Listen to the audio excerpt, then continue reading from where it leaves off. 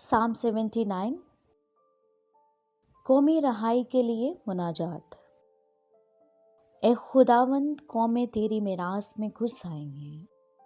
उन्होंने तेरे मुकद्दस हैकल को नापाक किया है। उन्होंने यरूशलेम को खंडर बना दिया है।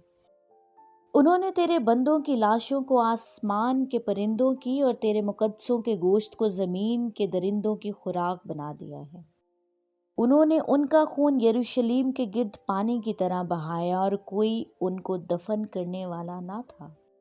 हम अपने पड़ोसियों के मुलामत का निशाना हैं और अपने आसपास के लोगों के तमक्सर और मजाक का बायस।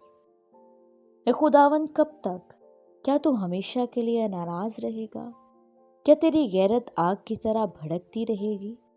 अपना कहर उन कौमों पर जो तुझे नहीं पहचानती और उन ममलकतों पर जो तेरा नाम नहीं लेती उंडेल दे, क्योंकि उन्होंने याकूब को खा लिया और उनके मस्कन को उजाड़ दिया। हमारे बाप दादा के गुनाहों को हमारे खिलाफ याद ना कर। तेरी रहमत जल्द हम तक पहुंचे, क्योंकि हम बहुत पस्त हो गए हैं।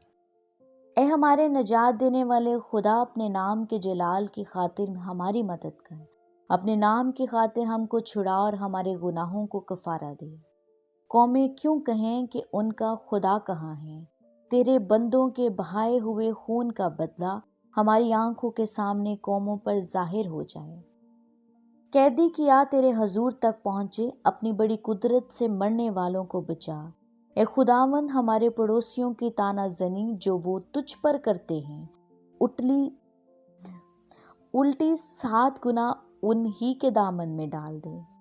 तब हम जो तेरे लोग और तेरी चरागाह की भेड़ें हैं, हमेशा तेरी शुक्रगुजारी करेंगे।